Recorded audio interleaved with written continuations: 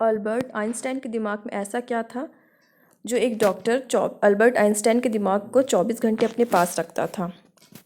और क्यों खास था अल्बर्ट आइंस्टाइन का दिमाग? ये देखते हैं इस वीडियो में। 18 अप्रैल साल 1995 में हम महान वैज्ञानिक अल्बर्ट आइंस्टाइन अपना दम तोड़ देते हैं। अल्बर्ट आइंस्टाइन से ये बात भली भांति जानते थे कि उनका दिमाग इस सदी का सबसे जीनियस दिमाग है। आइंस्टाइन नहीं चाहते थे उनके मरने के बाद उनके शरीर पर, बॉडी पर कोई भी वैज्ञानिक शोध करे। इस वजह से अल्बर्ट आइंस्टाइन ने पहले ही ये इंस्ट्रक्शन दे रखे थे कि उनके मरने के बाद उनके बॉडी के साथ कोई भी छेड़खानी नहीं किया जाए, बगैर उनका विधिवत अंतिम संस्कार किया जाए। लेकिन जिस बात का अल्बर्ट आइंस्टाइन को डर था वही हुआ आइंस्टाइन के डेथ के बाद। चीफ पैथोलॉजिस्ट थॉमस हार्वी को यह जिम्मेदारी सौंपी गई कि अल्बर्ट आइंस्टाइन के डेड बॉडी की ऑटोप्सी करेंगे और यह पता करेंगे कि आइंस्टाइन का निधन कैसे हुआ। लेकिन डॉक्टर हार्वी के दिमाग में आइंस्टाइन करने के अलावा कुछ और ही चल रहा था। डॉक्टर हार्वी को लग रहा था कि आइंस्टाइन के दिमाग में कुछ तो ऐसा सीक्रेट है जिसकी वजह से आइंस्टाइन एक नॉर्मल नहीं बल्कि एक जीनियस व्यक्ति हैं। आइंस्टाइन के दिमाग का सीक्रेट जानने के लिए हार्वी ने आइंस्टाइन के शरीर से उनके दिमाग को निकालकर उसे चुरा लिया। जब बाद में प्रिंसिपल हॉस्पिटल को डॉक्टर हार्वी की हरकत का पता चला तो उन्होंने जॉब से निकाल दिया गया और उनके मेडिकल लाइसेंस को भी रद्द कर दिया गया। फिर बाद में डॉक्टर हार्वी ने अल्बर्ट आइंस्टाइन के बेटे हॉन्स अल्बर्ट से आइंस्टाइन के दिमाग पर शोध करने के लिए कानूनी तौर पर अनुमति मांगी। डॉक्टर हार्वी अल्बर्ट आइंस्टाइन के ब्रेन को हमेशा अपने साथ रखते थे। डॉक्टर हार्वी ने अल्बर्ट आइंस्टाइन के ब्रेन के बहुत सारे फोटोग्राफ्स लिए। उन्हें आइंस्टाइन के ब्रेन के 240 टुकड़े करने के बाद अलग अलग जार में प्रिजर्व किया। साल दर साल गुजरते जा रहे थे। डॉक्टर हार्वी को आइंस्टाइन के ब्रेन के बारे में कुछ समझ ही नहीं आ रहा था। फिर उन्होंने डिसाइड किया कि वो आइंस्टाइन के ब्रेन के अलग अलग हिस्सों को दुनिया के जाने माने न्यूरोपैथोलॉजिस्ट को भेजेंगे और उन्होंने ऐसा ही किया। और 30 सालों के बाद पहली बार 1985 में आइंस्टाइन के दिमाग पर कोई स्टडी पब्लिश की गई। रिसर्च में पता चला कि आइंस्टाइन के दिमाग का एक हिस्सा जिसे कॉर्पस कैल्शियम बोला जाता है वो आम इंसानों के दिमाग से ज़्यादा बड़ा था। दरअसल इंसान के दिमाग के 2 अलग अलग हिस्सों में बंटा होता है और दिमाग के दोनों हिस्सों का अलग अलग काम होता है। जैसे कि लेफ्ट ब्रेन बोलने, समझने और मैथमेटिकल कैलकुलेशन करने इत्यादि में काम करता है, वही राइट ब्रेन लॉजिकल चीज़ों को देखता है जैसे कि क्रिएटिविटी, अलग अलग शेप्स को पहचानना इत्यादि। दिमाग के इन दोनों हिस्सों को जोड़ने का काम ब्रिज का होता है जिसे कॉपर जाता है। और जितना बड़ा कैलोसम होगा उतना ही ज़्यादा लेफ़्ट और राइट ब्रेन के बीच में इंफॉर्मेशन का प्रदान होगा और ब्रेन एफिशिएंट तरीके से काम करेगा। अल्बर्ट आइंस्टाइन का कॉपर्स कैलोसम बड़ा होने की वजह से आइंस्टाइन एक ही समय में कठिन से कठिन प्रॉब्लम्स को और परिस्थितियों को इमेजिन कर सकते थे।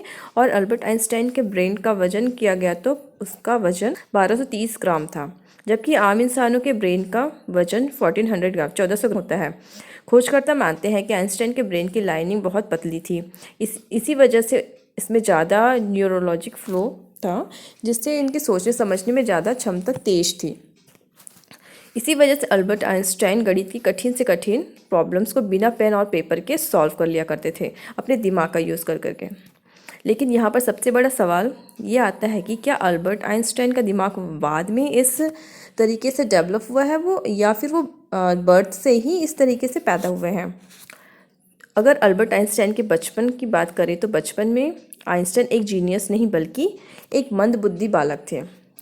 जब आइंस्टाइन का जन्म हुआ था तो डॉक्टर ने ये नोटिस किया कि अल्बर्ट आइंस्टाइन के दिमाग का साइज अन्य बच्चों के मुकाबले थोड़ा बड़ा था और अपने जन्म के लगभग 4 सालों तक आइंस्टाइन बोल भी नहीं पाते थे। वही नॉर्मल बच्चे 1 से 2 साल में बोलने सीख जाते हैं। इस बात को लेकर आइंस्टाइन के माता पिता बहुत ही चिंतित रहते थे। लेकिन एक दिन चमत्कार हो गया।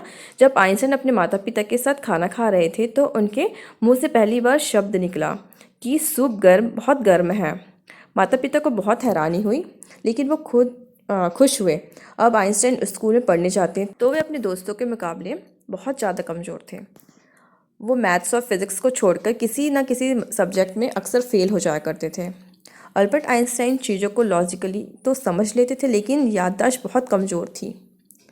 जब आइंस्टाइन 12 साल के थे तब उनकी फ़न मिली टीचर अपनी ज्योमेट्री की किताब आइंस्टाइन के पास भूल गई और आइंस्टाइन ने एक ही दिन में उस किताब को अपनी ज्योमेट्री सारे कॉन्सेप्ट कर लिए और सिर्फ 14 साल की उम्र में उन्होंने मैथ्स और साइंस में इतनी पकड़ बना ली कि जब भी वो क्लास में कोई सवाल पूछने के लिए हाथ खड़ा करते तो अच्छे अच्छे प्रोफेसर्स घबराने लगते थे, क्योंकि आइंस्टाइन के सवाल टीचर्स के ऊपर से निकल जाते हैं।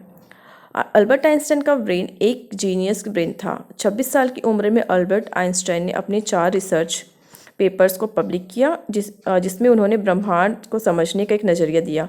अल्बर्ट आइंस्टाइन ने ब्रह्मांड के नियमों को एक छोटी सी समीकरण में बांधने के लिए एक लक्ष्य बना लिया और उन्होंने एक फेमस समीकरण दुनिया के सामने प्रस्तुत किया।